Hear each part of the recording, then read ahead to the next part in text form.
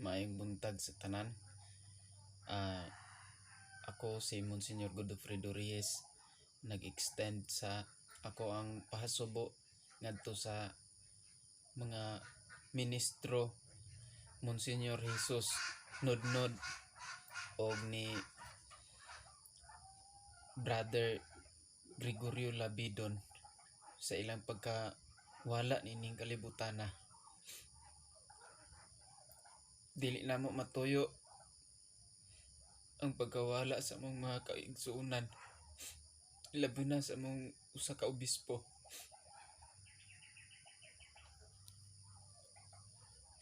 Busa mag-ampo ako nga ang inyong mga kalag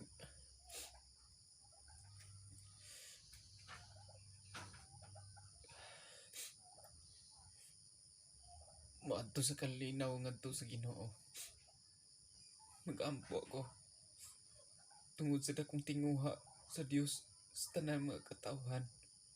Kung Ginoong Hesukristo, mianhi ka dinhi sa kalibutan sa paghatag og kinabuhi nga walay katapusan.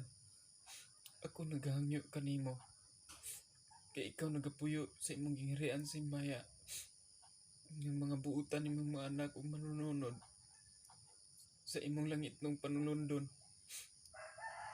Akong gipangamuyo kanimo nga dawaton mo dad-on ang among mga igsuon nga may taliwan na nining kalibutan, labi na ni Msgr Jesus Nudnud ug ni Brother Gregorio Labidon nga karon among ikatugyan o isalig kanimo ang Ginoo aron nga bisan unsa bisan asa ikaw atuaw sab sila ug ang imong balaang pulong nga nag-ingon, amahan ko kung asa kadtong gitugyan kanako mahiuban usab kanako. Nalingkamot sila o Dios, busa hinaot unta makakita sila sa imong himaya nga gihatag nimo sa matag usa. Naigugma ka kanamo sukad pa sa wala pa matukod ang kalibutan. Kini among lauman nga imong buhaton ug among igaampo sa ngalan sa among Ginoo ug Dios nga manluluwas nga si Ginoong Hesukristo. Amen.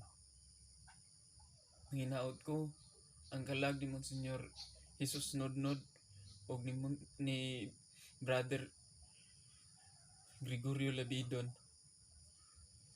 mopahulay sa kalinaw kauban sa Dios alang sa kaluwasan ug kinabuhi